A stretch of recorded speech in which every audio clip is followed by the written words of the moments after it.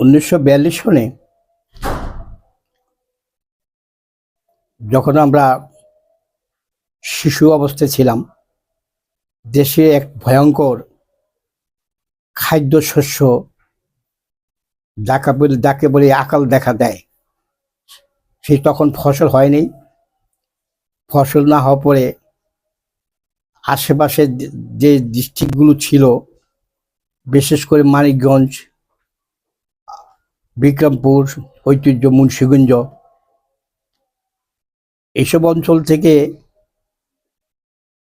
মানুষ পেটের ক্ষুধার্ত আহারে তাদের যে আর্তনাদ ছিল, সে তাদের বাঁচার জন্য তারা সবাই শহরের দিকে এগোতে লাগলো।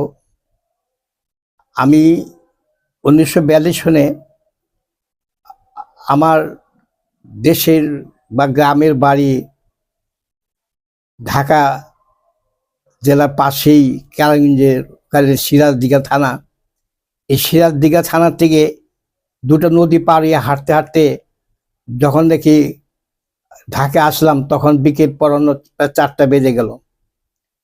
এই 4টা বেজে পড়ে তখন আমরা আশ্রয় নিলাম শেখ সাহেব বাজারে। সেখানে একটা শাহী মসজিদ আছে। সেই মসজিদের নিচে মিনিমাম 100 কোয়ার্টার আছে। উপরে মসজিদ, নিচে ছোট ছোট রুম। আজকালকার কোনো লোকই বলতে পারে না যে মুসাফির খানা কোনটা, কিন্তু আমরা সেই আগে তো জেনে নিয়েছিলাম যে মুসাফির খানাটা সেই শেখ সাহেব বাজারের ওখানে। দুদিন ছিলাম সেখানে। থাকার পরে পিতামাতা ঢাকাতে আজিমপুর কবরস্থানের অপোজিটেই মাটির ঘরের একটি ঘর ভাড়া নিলেন এবং ভাড়া নিয়ে এখানে কাজ করার জন্য একটি চেষ্টা করলেন, এবং 2-1 দিন পরে কাজ পেয়েও গেলেন। বাবা কাজ করছেন আর আমরা এখানে আছি। তবে সবচেয়ে বড় কথা হলো কি, 42 সন পার হয়ে গেল, দেশে একটা বিশৃঙ্খলা সারা ভারতবর্ষের একটা বিশৃঙ্খলা। একদিক দিয়ে বিশ্বযুদ্ধ, অপরদিকে হিন্দু মুসলমানের রায়ট, এই দুইটাকে দেশকে অতিষ্ঠ করে তুলল। আমার মনে পড়ে আমরা যা দেখলাম যে ঢাকা শহরে যেভাবে রাইট হয়েছে, নারায়ণগঞ্জ যেভাবে রাইট হয়েছে, এতে অগণিত মানুষ নিহত হয়েছেন। অত্যন্ত দুঃখের বিষয়, তখনকার কিন্তু আমরা হিন্দু মুসলমান একতা মিলিতভাবে ছিলাম, আর শিক্ষিত দিক দিয়ে সনাতন হিন্দু ধর্মাবলম্বী ছিলেন। ঢাকায় আসার উদ্দেশ্য হলো কি, যে ঢাকায় এসে যদি কোনো কাজকাম পাওয়া যায়, সেই হিসেবে যখন নাকি আমার পিতা আসলেন, পিতা তখন ছিলেন ভারতে একটি কোম্পানিতে চাকরি করতেন। সেখানে যখন অত্যন্ত রায়টের সূত্রপাত হয়, সেখান থেকে তিনি সরাসরি দেশের দিকে চলে আসলেন, দেশে থাকার জন্য রয়ে গেলেন, আর তিনি ভারতের দিকে যাননি। আমি আপনাদেরকে একটা বলতে বাধ্য হচ্ছি, সে 1942 সনের পরে থেকে 1947 সন পর্যন্ত ঢাকায় কিন্তু তেমনই আন্দোলন নিয়ে, যে কোনো আন্দোলন নিয়ে তেমন কোনো উৎফুল্ল ছিল না মানুষের মনে। কেননা তখন নবাবরা সাহায্য করতেন। এই নবাবরা যখন ইরান থেকে ঢাকায় আসতেন এবং এসে তারা বিভিন্ন বাড়িঘর নির্মাণ করেন।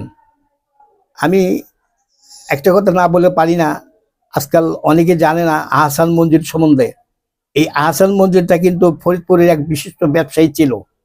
উনি কম দামে বিক্রি করে ফেলেন নবাবদের কাছে।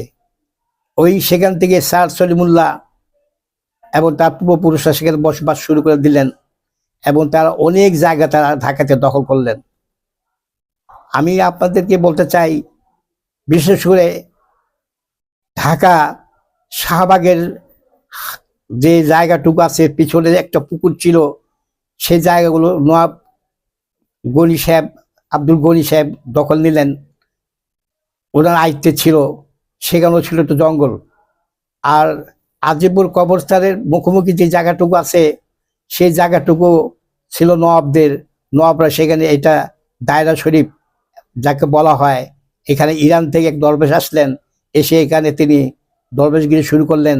তার পরবর্তীতে তার ছেলেরা, আমরা দেখতে পেলাম আপনার পাকিস্তান প্রিয়রে সেখানে বাঁশের বাড়িঘর তৈরি শুরু করে দিল। আমি বলতে চাই, আজ আজিমপুর কলোনির দিকে যারা আপনার তাকিয়ে আছেন, 20 তলা বিল্ডিং দেখছেন, সমস্ত সব জঙ্গল ছিল। এমন জঙ্গল ছিল সেখানে শিয়ালের অভাব নাই। বেলা 3টা বাজলেই শিয়ালগুলো রাস্তায় উৎপাত শুরু করে দিত। আমরা ওই 3টা 4টা পরে রাস্তায় একেবারে যেতে দিতাম না। সেই ঢাকা শহরের যে সমস্ত বাঙালিগুলো আমরা দেখেছি, এই বাঙালিগুলো হচ্ছে ক্যালকুলেশন। আর আমি আরেকটা কথা বলতে না পারি না, অনেকে বলেন যে আমরা ঢাকাইয়া, ঢাকাইয়া লোক বলতে কেউ ছিল না। এগুলো ছিল পার্শ্ববর্তী গ্রামের,